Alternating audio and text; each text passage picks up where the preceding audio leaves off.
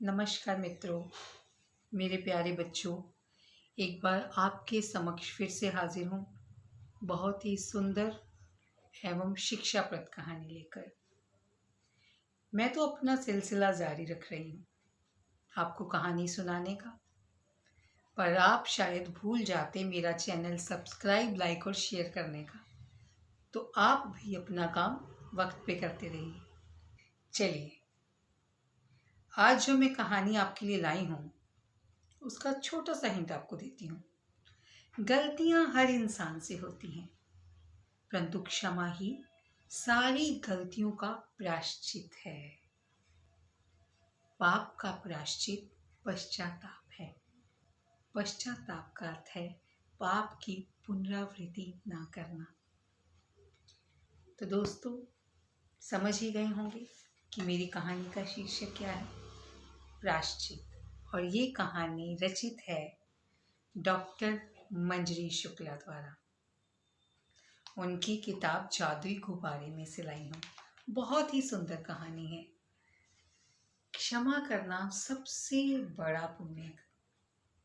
गलतियां हर इंसान से होती हैं, पर उन गलतियों को दोहराना नहीं और उन गलतियों के लिए किसी इंसान को क्षमा कर देना, इससे बड़ा पुण्य का काम कोई नहीं है, मुझे लगता है। तो शुरू करते हैं कहानी। माली काका की नटखट मुनिया सारे गांव की आंखों का तारा थी। कहीं अगर तुलसी का पौधा मुरझा रहा हो या फिर लाल सुर्ख गुलाबों की कल में छाटनी हो तो चारों ओर मुनिया के नाम की गुहार लगती थी। नन्ही मुनिया झट से पहुंच जाती और जैसे ही उसके काम की तारीफ होती, मुनिया फूल कर कुप्पा हो जाती थी और उसके सेब से लाल लाल गाल और लाल हो जाती थी। बाग बगीचों में अक्सर सांप भी सर पर दौड़ते नजर आते थे। कई तो पानी वाले होते और कई जहरीले भी होते थे, पर माली काका ने उसे सांपों का जहर निकालना भी सिखा दिया था, जिसकी वजह से उसे अब उनसे डर नहीं लगता था। उसकी माँ के गुजर जाने के बाद जैसे सारा गांव ही उसकी माँ हो गया। जिसे देखो वही उसे बहुत प्यार करता, सिवाय उसी गांव में रहने वाले वैद्य जी के अलावा। लड़के और लड़की में भेदत जो थी, और वो किसी भी लड़की के जन्म पर कभी शरीक नहीं होते थे और सिर्फ लड़कों के जन्म लेने पर ही प्रसन्न होते थे। मुनिया को भी उनसे बहुत डर लगता था और वह उनके सामने जाने से भी घबराती थी। बच्चों को प्यार आकर्षित करता है और बच्चे सामने वाले के भाव बखूबी समझ जाते हैं। तो इसलिए मुनिया को तो समझ थी इस बात की कि वैद्य काका उसे पसंद नहीं करते, तो वो भी उनके सामने जाने से घबराती थी। एक बार माली काका को बहुत तेज बुखार आ गया। मुनिया बहुत घबरा गई, क्योंकि उनका अकेला सहारा ही उसके पापा थे, और भरी बरसात में दौड़ती हुई वैद्य जी के घर जा पहुंची। मुनिया वैद्य जी से माली काका के बुखार में तपने की बात बताते हुए फूट फूट कर रोने लगी। तब भी वैद्य जी ने उसे धक्के मारते हुए घर से निकाल दिया और कहा, अगर आज माली काका के घर बेटा होता तो ऐसा कभी ना होता। देखिए, वैद्य जी कितनी कितनी छोटी सोच के मालिक थे। मुनिया बारिश में भीगती हुई वहीं आंगन में खड़ी होकर बिलक बिलक कर रोती रही। शायद मेरे रोने से वैद्य काका का दिल भर आए और वो मेरे साथ चलने के लिए तैयार हो जाए। ठंड से जब मुनिया के दांत किटकिटाने लगे तो वो थरथराती हुई अपने घर की ओर लौट गई। क्या करती बेचारी। उसने देखा कि वैद्य काका तो बहुत कठोर है। उनको मेरा रोना, मेरा बारिश में भीगना, उसे देखकर भी उनको दया नहीं आ रही। वहां पर आसपास के सभी लोग माली काका की मदद करने के लिए आ गए थे और उन्हें घरेलू उपचार दे रहे थे। सबकी सेवा से माली काका का बुखार तो कुछ दिनों में उतर गया, पर सही दवा न मिलने से माली काका में बहुत कमजोरी आ गई और इस कारण वो अब काम पर भी नहीं जा पाते थे। मुनिया को तो वैद्य जी का नाम सुनते घृणा होने लगी थी। तभी अचानक एक दिन गांव में कोहराम मच गया। पता चला वैद्य जी के इकलौते बेटे को सांप ने काट लिया था और वो किसी काम से वैद्य जी बाहर गए हुए थे। सब लोग ये बात सुनकर चिंतित हो गए, पर किसी के पास भी माली काका से ये बात बताने की हिम्मत नहीं थी, क्योंकि वैद्य जी ने तो उन्हें मरने के लिए छोड़ दिया था, क्योंकि उस गांव में माली काका ही थे जो सांप का जहर निकाल सकते थे। पर मुनिया ने जब जाकर माली काका को सब बताया तो वो तुरंत उठने लगे, पर तभी कमजोरी के कारण लड़खड़ाकर गिर पड़े। मुनिया ने उन्हें तुरंत आराम से लिटाया और मालिका की ओर देखा, और जैसे वो दोनों एक दूसरे की बात समझ गए, मुनिया बिजली की गति से सीधे वैद्य जी के घर की ओर दौड़ पड़ी। वहां पर कोहराम मचा हुआ था और वैद्य जी का बेटा जमीन पर बेहोश पड़ा था। उनकी पत्नी का रो रो कर बुरा हाल था।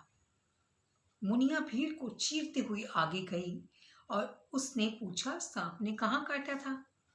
यह सुनकर वैद्य जी की पत्नी जैसे नींद से जागी और रोते हुए पैर की तरफ इशारा करने लगी।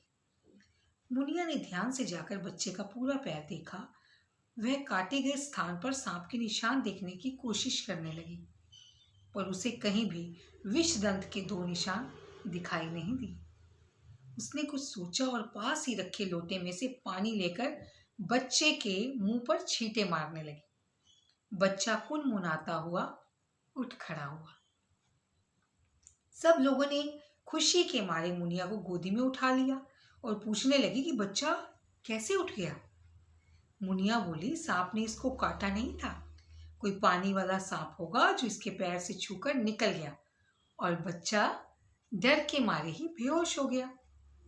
वैद्य जी की पत्नी ने मुनिया को गले लगा लिया और उसे बहुत सारे पैसे देने लगी, पर मुनिया ने कुछ भी लेने से इनकार कर दिया और अपने घर पर चली गई।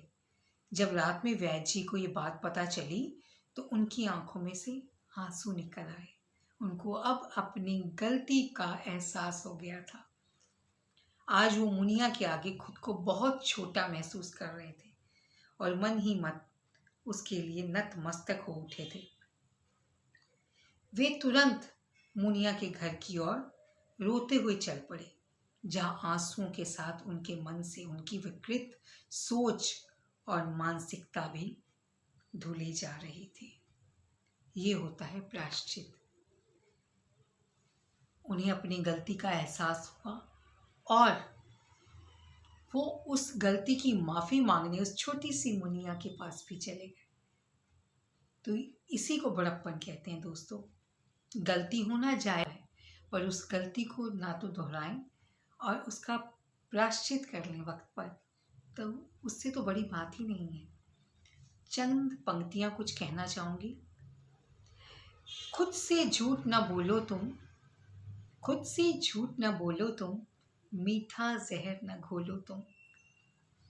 कड़वा सच स्वीकार करो, कड़वा सच स्वीकार करो, तर्कों में न तोलो तुम।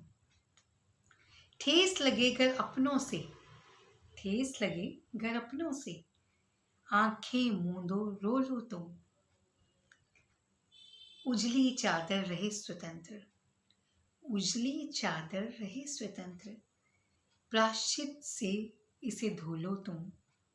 साहस से छू लो अंबर, साहस से छू लो अंबर, पंखों को तो खोलो तुम। यही जीवन है दोस्तों, कुछ खट्टा कुछ मीठा, यादों से भरा, अपनों से खट्टे मीठे, तर्कों से भरा। पर दूरियां इतनी नहीं बढ़नी चाहिए कि इंसान चला जाए और हमें प्रायश्चित करने का मौका भी ना मिले। जिंदगी इतनी लंबी नहीं है, तो अपनों के साथ जुड़े रहिए, बने रहिए, प्यार बनाए रखिए, गलत फहमियों को धोते रहिए, खुश रहिए, स्वस्थ रहिए और मेरे इस आकर्षण चैनल पर आना कभी मत भूलिएगा। मिलती हूँ अगली कहानी के साथ आपके इसी आकर्षण चैनल पर। धन्यवाद।